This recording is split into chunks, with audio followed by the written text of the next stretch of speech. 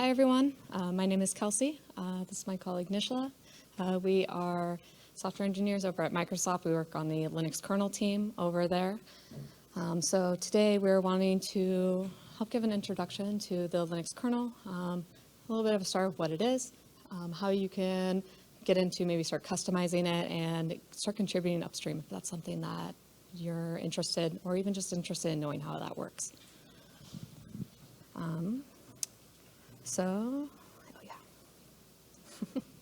All right, so the first thing to get into, of course, is what is the Linux kernel. So it is the core component of the Linux operating system. All the operating systems are going to have kernels in it. It manages the hardware and software interactions, enables things like multitasking, resource management, input-output requests, handling memory.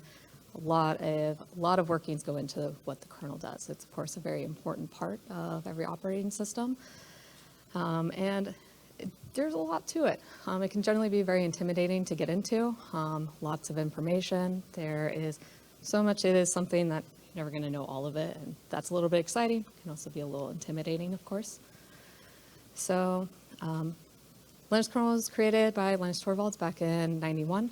It has been growing a lot ever since then, now with thousands of contributors around the world.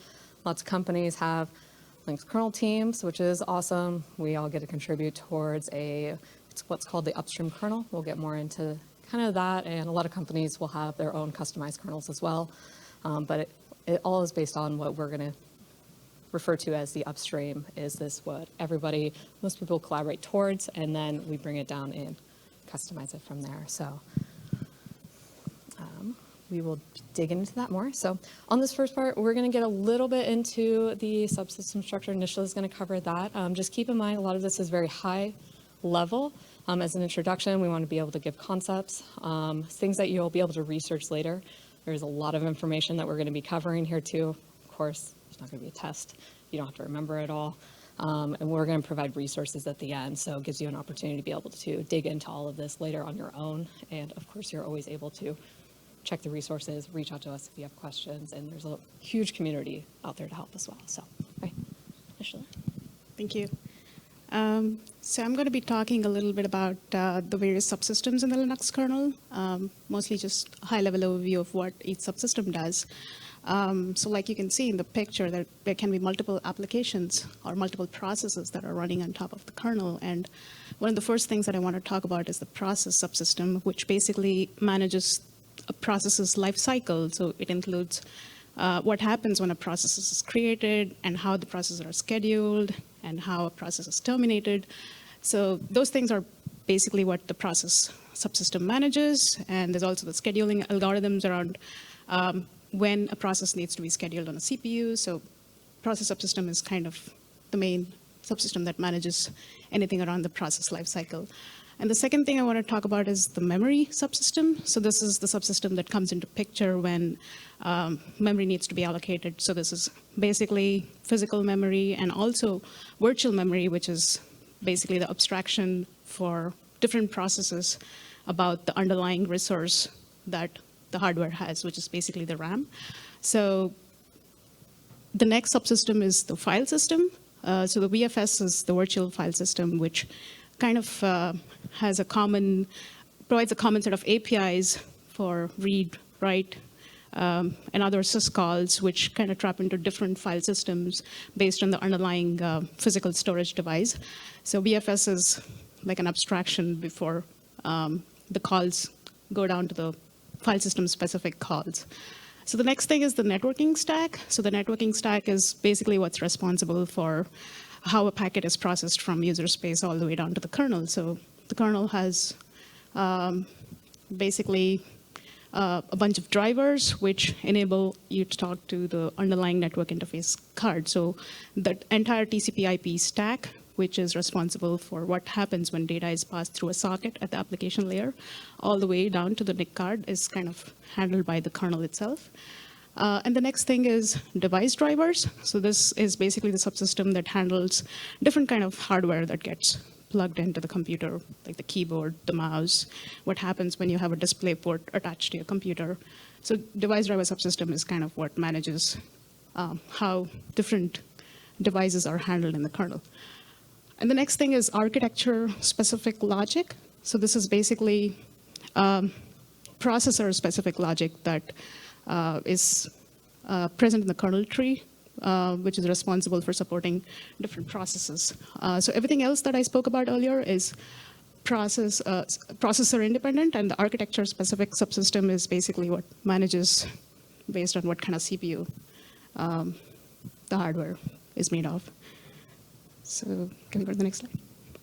Yeah, so this is kind of the structure of the kernel tree, and I basically had this to kind of map what directories map to what subsystems. So there's the directory, which is the memory managed subsystem, and then there's the net directory, which is the networking subsystem, and then there's the FS directory for the file system, or the VFS subsystem.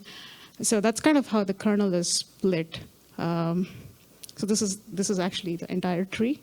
And Kelsey is going to talk about where to extract this tree from and how to build a kernel and what's the process that needs to be followed in terms of getting the kernel and building it and compiling it.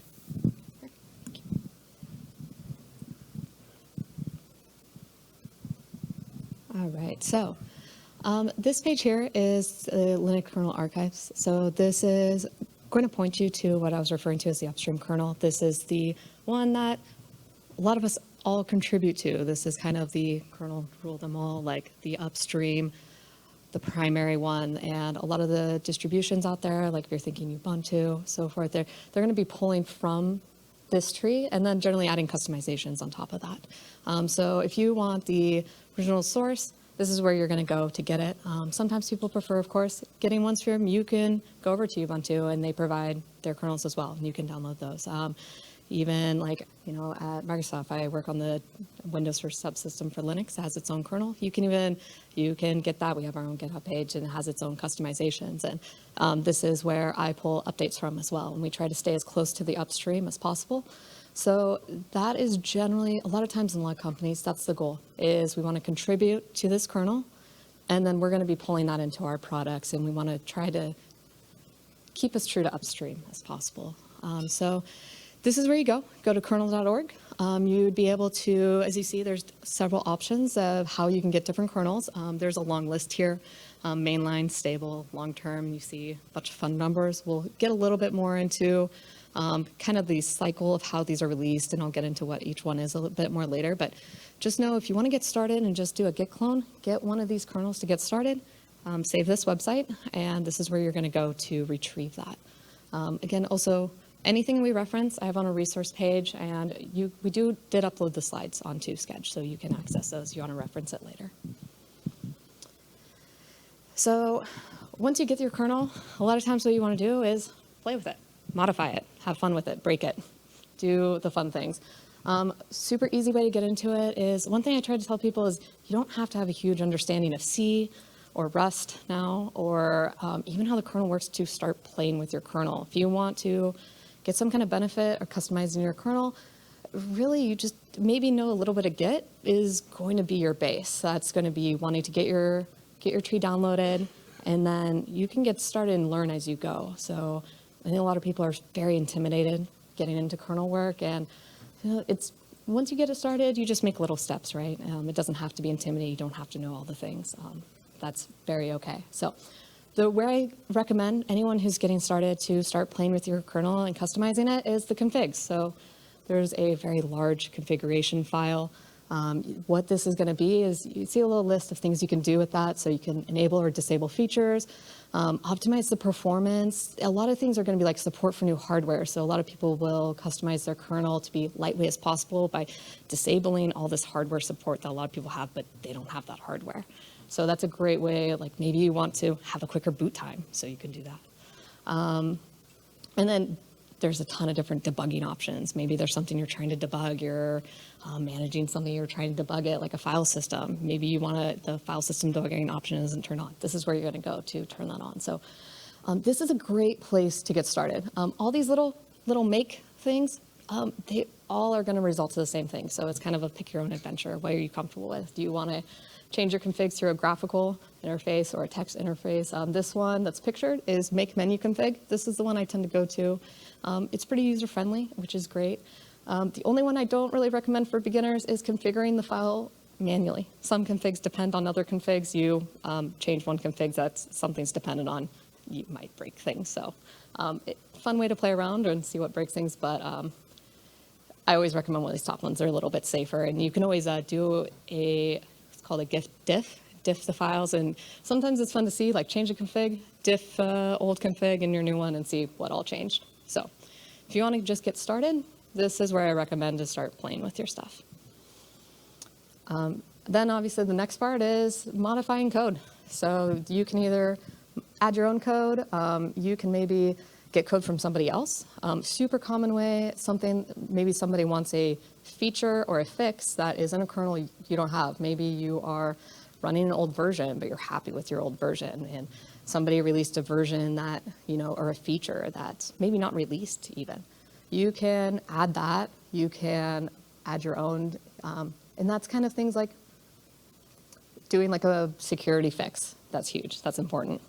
That's actually really common for like whether it's us maintaining kernels, like even like at your favorite distros, a lot of what they do is going to be finding fixes that might not be, they're going to be on like a certain kernel version and pulling in updates, but there might be an important fix that they need to, it's called backporting, where they're going to go grab it from a future kernel and bring it in. Because it's not always an option to be on the latest and greatest. We need stability, but sometimes we need to pull in some fixes. So these are all things that you're able to do on your own. So after you get used to the config files, getting in and just messing with the code. Sometimes it can be fun, delete code, see what happens, or add things and just kind of see how it alters, or even like doing hardware control. So there is lots of stuff you can do, which is yeah, it can be a lot of fun. So the building your kernel, I was a little skeptical even putting it in here, but it feels important, of course. That is going to be an important step, but we're going to go through this a little quickly. The reason being is depending on the distribution you're running, these steps might vary a little bit. It's going to be generally the same. As you can see here, it kind of says like on Ubuntu, on Red Hat based system, on SUSE. So we're going to go in the general basics. Just know, depending on your distro, you can go and reference. There's going to be generally the standard commands you're going to run through. It might vary a little bit, so you'll want to look up your distro and find. But we're going to go through the general steps to show you. So first step is to make sure your setup has the packages it needs to do the build. So make sure your package is set up. Oh, and by the way, I wanted to show an example of the documentation out there. There is a lot of documentation out there. Sometimes it's just finding it. This is copied directly from a website called Kernel Newbies. This is a common website to give out to anybody that's getting into kernel development to find a very wide array of instructions. So this is a great website. I also have it linked at the end. This is where I pulled the instructions from as a reference point. So step one, make sure your system's set up with the packages and dependencies it needs. Then you're going to build the kernel. It is as simple as you're just going to be in your kernel tree and you're going to run make. You see a little flag here, a dash J. You can speed it up by adding more processors to it. It does take a while. It can take a while unless you have a lot of resources to give to it. So do be prepared for that. There's a lot that's building. Once it builds, you make a little change. It'll be a little quicker. I'll remember that unless you clean it all out and make it start over again. So it's not that bad instruction-wise to actually get this build. As you see here, there's a little link that says read some comics. I couldn't leave it out because it is one of the better XKCD comics, so I had to put that in there. But it can take a while, so be prepared for that. You can do research, go have fun, do something. I don't recommend just watching it and seeing what it's doing unless you are really into that. Once you have it built, of course, you want to install it. Again, this is kind of as simple as just running another make command. What you see here is it's going to install, there's a bunch of modules. So those are going to be like different kinds of module supports, a wide variety of what they do. So you're going to do like a modules install, and then And then the install is so actually going to install the kernel to your system. Some distros, be warning, there are different instructions for this if they use like a type of packaging, like Ubuntu uses like, Debian packaging, and sometimes they're going to be like, oh, put it into a Debian package, and then you're going to install it that way. So be aware there might be different instructions, and it is kind of sometimes choose your own adventure, find what's going to work for your distribution, your setup, and your setup. And then you're going to also need to update your grub. So the grub is going to be for booting. It's going to be letting your computer know this is installed. This is going to be an option for booting. Anytime you restart, you're going to update your grub, and then from here you just restart your computer, and it's going to boot with the latest kernel. Now I'm going to give a giant warning here. Always keep your old safe kernels, at least one, installed. If your kernel doesn't work, your system will not boot. So always keep a safe kernel. If you want to be extra safe, especially where you're starting, spin up a VM to get started. That way, if you're just lost, you don't know what to do, it's as much as starting up another virtual machine for you. That's always a super safe way to do this, but keep a safe kernel as a backup always that you can default to, because if you start customizing a kernel at some point, you're gonna build one that's not gonna boot for you. All right, so once you have your new kernel up and running, next step you're going to want to do is know how to test and debug your kernel. Maybe you're either wanting to find a regression or you're running into an issue and you don't know where to check. Initial is going to take over this part. So when it comes to testing the kernel, it pretty much comes down to what is the change that we made. And when I say what's the change, it's not necessarily a single line or 100 lines, but it basically depends on the nature of the change, right? So let's say if you're changing the data type of a variable from uint32 to uint64, that's something that can be quickly verified by assigning values to the variable, add a quick print k, kind of look at the dmessage log. So dmessage is basically the log that captures everything that's coming out of the kernel. So print k messages are visible in the dmessage log. So a quick way to check something small is add print k's and look at the dmessage log. So when it comes to bigger changes, like adding a new feature, and let's say you add a new .c file and you want to test it through the automated framework, there are a couple of frameworks that are available. One is the LTP, that's the Linux test project. So the source code for that is available on GitHub. It's not a part of the kernel, but it's basically a test suite that kind of tests the stability and reliability of the kernel itself. So it takes about 3 to 4 hours to actually run the entire test suite. So let's say, for example, somebody's changing the memory allocator, for example, right? Like somebody's changing a config flag associated with how buddy allocator works. So that kind of change is scary, and that needs to go through the entire test suite where everything else is allocating memory, and you want to see how that change is impacting the rest of the kernel, right? So that's LTP, and the other automated testing framework that we have is the K-self tests. So this one takes slightly shorter amount of time. It takes about 20 to 30 minutes to run the tests, and it's a part of the kernel, although it is like a user space program, meaning all the C code and the binaries are running as user space process. So this is primarily used to test things that interact between the user space and the kernel. Let's say, for example, syscall. So if you're adding a new syscall, then definitely adding a new K-self test is a good idea. So that's the main tools that we have to test the kernel. And other than that, there are multiple tools for analyzing the code changes that we're making while in the development process. So there's like a bunch of static analysis tools. There's a script called checkpatch, which is one of the basic tools that all of us use to kind of check the code style and fix things before sending it for review upstream. And there's also a bunch of dynamic tools like KMM check, KMM leak, and kernel address sanitizer, which kind of helps understand if there are memory leaks and if there's use after free errors. So it's a mix of testing tools that you can kind of plug and play based on the nature of the change itself. I'm also going to be talking a little bit about debugging the kernel. So other than printk and dmessage, there's basically a bunch of config flags available in the kernel. They kind of start with config_debug. And based on the subsystem that you're testing, there's more configs that you can enable and rebuild the kernel to kind of see extra information to understand what's going on in the system. So definitely play around with the additional debugging configs that are available. And the other thing is function trace, that's the F trace. So basically, it's a part of the debug.fs file system where you could actually set a filter on the function that you want to trace. And once that function is hit in the execution of the program, you should be able to see a graph of who's calling that function. So ftrace is kind of useful for a lot of other things as well. So that's something that's very handy to use. One of my favorite is the dump stack function. It basically prints the stack trace in the code. So usually when there's a kernel panic or a kernel oops, there's a nice stack trace that kind of tells us who's calling which function and what's the faulty address. But dump stack is kind of handy when you don't want the kernel to crash, but you still want to know who's calling who. And that's like a lazy way of figuring out than navigating different files.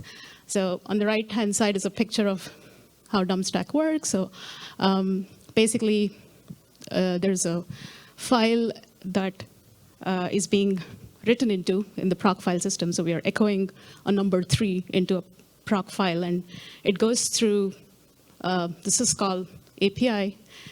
So syscall write gets translated into the VFS layer, and the VFS write further gets translated into the module-specific write syscall.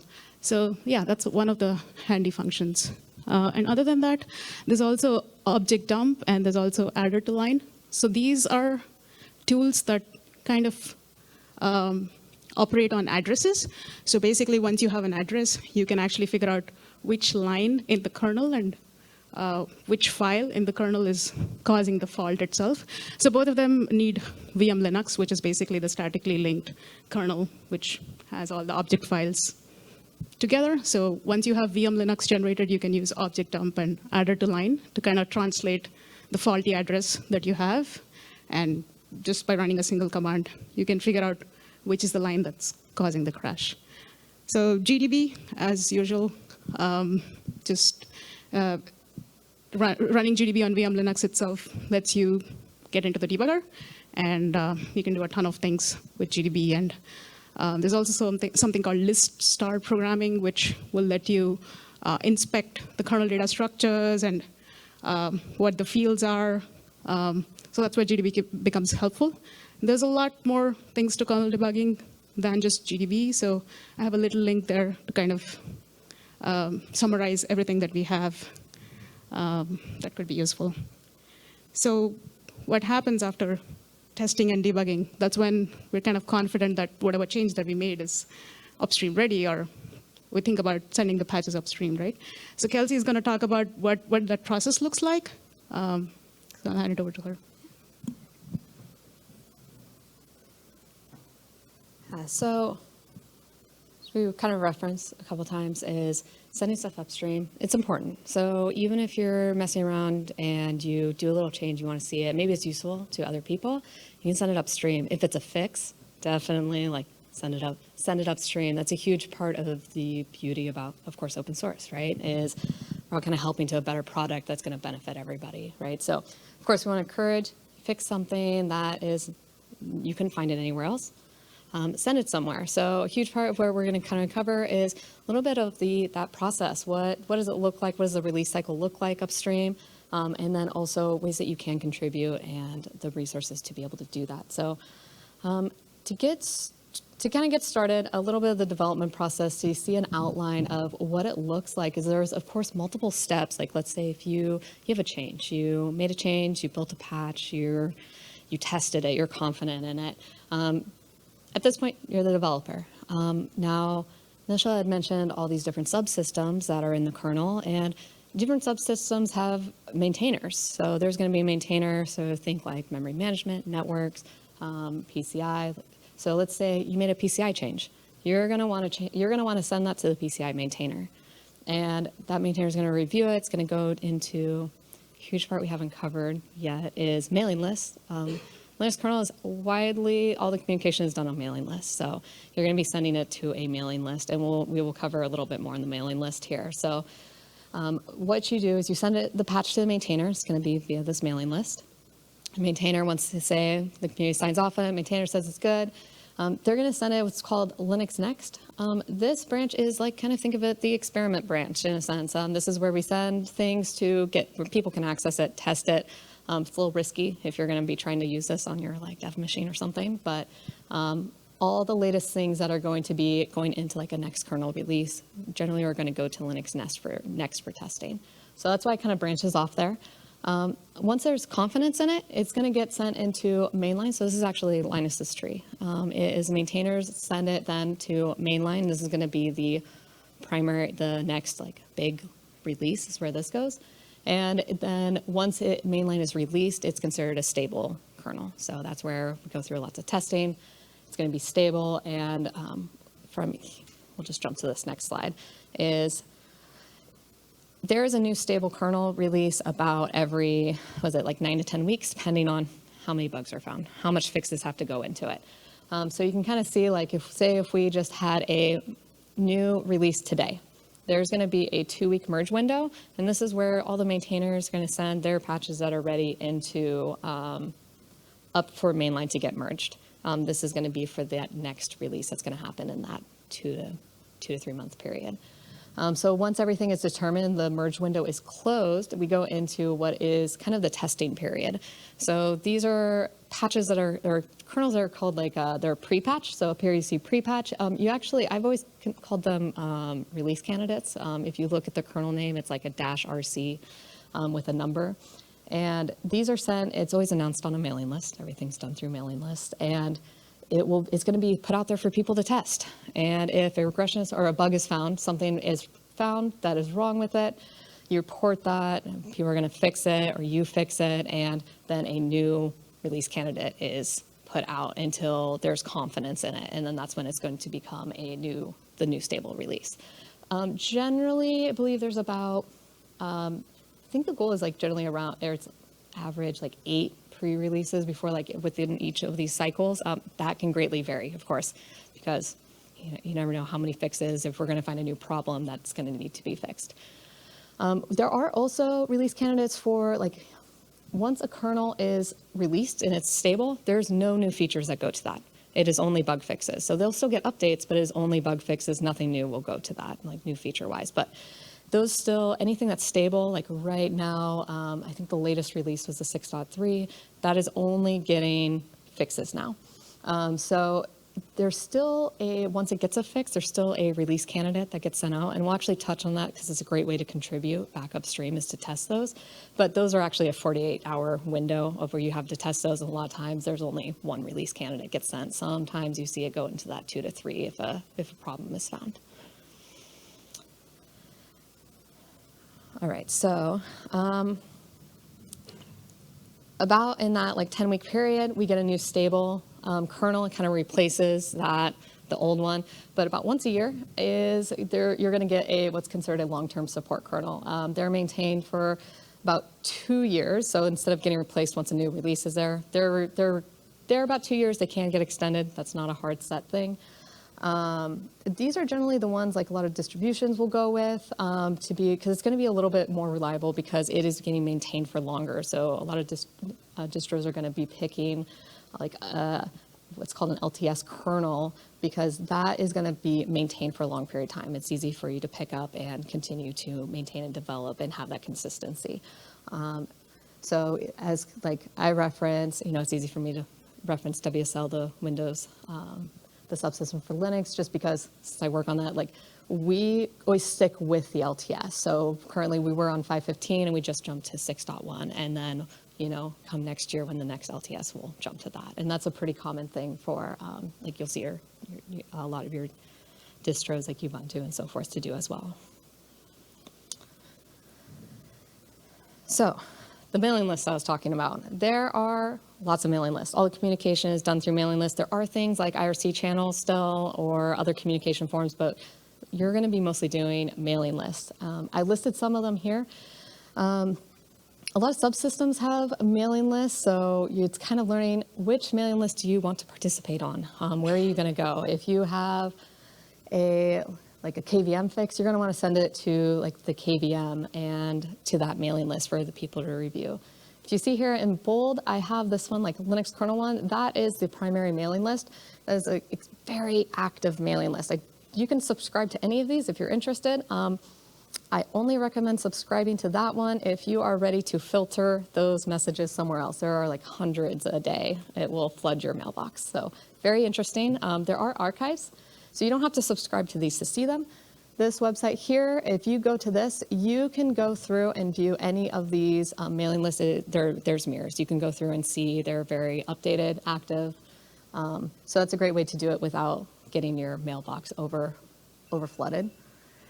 And you can see sometimes there's even like Linux newbie ones, like sometimes there is like a Linux C programming, and you can go in there and sometimes it doesn't always have to be like patches and so forth. Sometimes there are mailing lists for conversations. Some are more active than others, of course. As you can see, like number of subscribers, there's quite the variety. And if you do go to this website, you'll see there is a ton more mailing lists. So you kind of go to the ones you're interested in. Don't subscribe to all of them. You'll get very overwhelmed. Maybe just like pick a couple and start with that. So a huge part, one of the biggest questions that I think I get asked by anyone who's interested in checking things out is, where do they get started? Other than, of course, like the download and so forth, like how do they actually contribute, especially if they've been customizing their kernel and they want to like maybe get into a kernel job, like how do they get experience or anything like that? And there's a couple different ways you can do that. One of them is testing the release candidates that I mentioned earlier. So there is, if you go on to you can check like the Linux kernel mailing list or the stable mailing list. And if you look, I did a screenshot of one of them. And what I always do is I'll check for this review. I'll look for review, or you can do, it always starts off with this message with, this is the start of the stable review cycle. You can search that, and that way you can find it. This one specifically is for a kernel that is already stable. So you can see it says, it gives you about a time. If you check when it was sent to the timeline, it's about 2 days. And all you need to do is you download the kernel. There's a Git source for it. Just download it, build it, and boot it. And then you can do more tests for it. Any information is good information. So sometimes I might only have time to literally build and boot the kernel, and then I will check. Nishla brought up dmessage. That's a very good log to check for any errors, and I keep a little log and I'll diff it, and I'll see if anything new pops up or any critical errors. And then you can just report that. And that's a great way to just start giving back, because you literally just need to build and build the kernel. It's a great way to just get started, find a good way to start contributing on the mailing list, and also break that intimidation barrier of just sending those emails. This is also super useful because there's a lot of hardware out there, and there's a lot of things. And if you find it doesn't boot or you find a message, you want to report that before this gets released. That way, if there's a commit that can get dropped and then re-released, that is great, because it's much easier to fix it in this stage than after it's already released. Then, of course, the next way that you can start contributing is, it's always good to report bugs. If you don't know how to fix something, reporting things is super important. Do keep in mind, try to report it to the right place. There are I think 3 general places. There's upstream. If your distro, maybe you're running a distro kernel, it might be distro specific. If you're unsure, you can always report it to both. Somebody's going to say this isn't relevant to us and can close it. Sometimes it's just good to let people be aware. Can also be like a testing issue, like maybe those are always opportunities, like the test suite that Nishla was talking about. Those are open source projects too that you can also contribute to, or sometimes we'll find like maybe we'll think there's a regression, but really it's just a test that needs to get updated. And then going to the next is the fixing bugs. If you found a bug, or if you don't know where to look, you can also go to This is Bugzilla. This is a common place to report bugs for upstream. You see it down at the bottom. There's like a little bugs reported in the last 24 hours, last 7 days. you always look for bugs to fix. So if you have no idea, you just want to do something, search on here, see if there's something that you feel confident starting to dig into. You can also search the kernel tree for to-dos, and you can find a lot of fun ways to participate in there. Mailing list, you can find work to do. Sometimes somebody's maybe sending something and it no longer applies to a tree and they need help. They might not have time. You can always get in and help people on the mailing list. Those are just can be a little more difficult to find unless you're already active on the mailing list and you're paying attention to them. So these are generally a little bit more beginner-friendly ways to find work. This is probably a good starting point. I'm only going to touch on this part a little bit is if you're going to send something upstream, there is some guidelines you want to follow to get your patch acknowledged to be successful in contributing. So Get is used everywhere, so it is important to have a bit of an understanding on how Get you can use Get to create and send your format and send your patches. You always want to be detailed in your descriptions. What are you doing? What are you trying to accomplish? Basically think if you're going to review a patch, what would you want to know? So imagine you're sending it to somebody who doesn't understand. Somebody doesn't want to take time to try to understand what your code's doing. Do a good description is always helpful. And then especially if there's an error later on and your patch is somehow related, they're going to see why that change was. So details are very important. Also, doing small changes. You don't want to do a massive, say if you're adding like an entire driver, you don't want to just put it all in one commit because it's really hard to review. It's hard to debug if anything is wrong. So try to break things into logical changes. Picking the right people to review your patch. You don't want to send a networking fix to the PCI, right? Like unless they're relevant, of course. So there's actually a script you can use to help. And there is documentation that is going to help guide you through this. So these are just kind of key points I point out, but all of this is, I listed like this documentation here. And this submitting patches here, it's going to go over all of these points and it's going to be a good guide. Like as you're doing that, it's almost like a walkthrough, right? And then that way you can make sure that you miss all the important parts and your patch is taken seriously. If you miss something, it's okay. Somebody will probably respond on the mailing list and being like, hey, your sign off is missing. We're gonna need your sign off on this, or can you add more description, or maybe doing a suggestion on your code. Don't take offense if this happens. If you go on the mailing list, everybody is having critiques or suggestions done. That is very normal. That's part of the working together part. I know that can be super intimidating, of course, when people are reviewing the code, but it's all part of it. And that's the great thing is like, we're all working towards having better code and better contributions and helping. So it's going to be okay if you end up missing a step. There's lots of steps. I have found a lot of people on the mailing list are very understanding to that. And a lot of people just want to help. So it is okay to forget things or to miss something. We're all learning.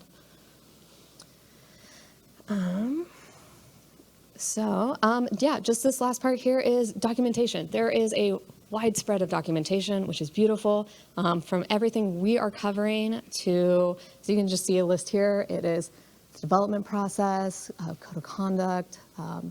If you want to learn about subsystem, there is so much documentation. So the beautiful thing is this website linked here. You can go there and find this plus so much more. A lot of this documentation is also going to be in your kernel tree. So if you clone any kernel tree down, you're going to find a documentation directory that has all of this for easy reference for you. Just keep in mind, as you update your kernel, the documentation does get updated as well. So there might be a little difference. The website keeps up to date with whatever the latest release is. So there might be, it could always be good, but sometimes do keep in mind if there maybe was a big change in documentation update on the latest kernel, but you're running on an older kernel, there might be a difference. So try to always maybe reference the kernel that you're working on, but there's a lot of these that are gonna always stay relevant, like submitting patches, the essential guide. So there is so much out there to help with this, lots of documentation to reference, and definitely lots of people in the community to help. So here are the resources, lots of it that we've referenced. The only thing that I don't think we talked about is going to be at the bottom here, is this extra training. This is done by the Linux Foundation, Beginner's Guide to Linux Kernel Development. This is wonderful. I've gone through this. This is almost the first thing I send people, and they do just like, where do I start? This is a beautiful guide. It is free, so anyone can do it. And it's going to help you. It's going to go through, and as long as it hasn't changed since I've done it, it's going to help you write a patch, make a change, walk you through building a kernel, and also talking about a lot of what we just covered is going to be taking you more on a hands-on journey through that. So if you're interested in doing that, highly, highly recommend taking this training. It is a wonderful, wonderful resource. And I think that's it.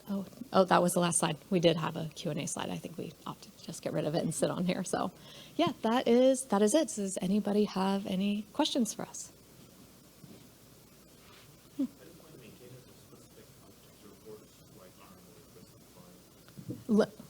Yeah. How do you find look up maintainers of specific ports like ARM or RISC-V or any architecture? Is it in the same maintainer list? Yeah, like who to contact or who to think should that? Do you want to take that one or do you? Yeah. There's actually a script inside the kernel tree. If you run that, it kind of maps who maintains what subsystem. So that's kind of the first thing that we usually look up to figure out whom do we send the patch to, instead of just spamming it to a wider audience. So that's what I'm aware of. Yeah.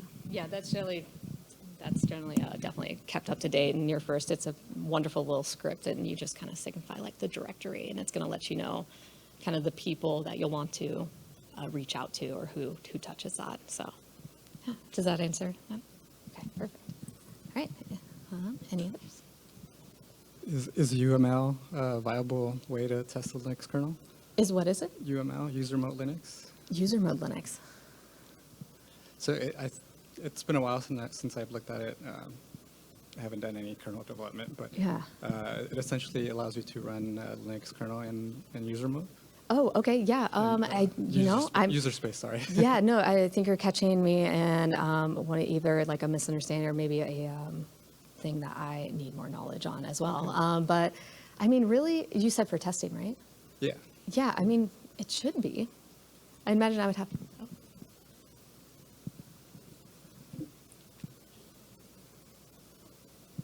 I think I'm going to get help here. That'd be wonderful. So the question was if user mode Linux is useful for testing? Oh yeah, there's the KUnit framework. That is the framework for unit testing inside the kernel Linux, and it uses UML as a platform. So you can run tests without need to reboot or virtual machine. It's very easy very fast to test with UML. I appreciate you. Thank you. All right. Any other questions? No, that's it. Okay. Thank you. Thank you, everyone. Appreciate you showing up.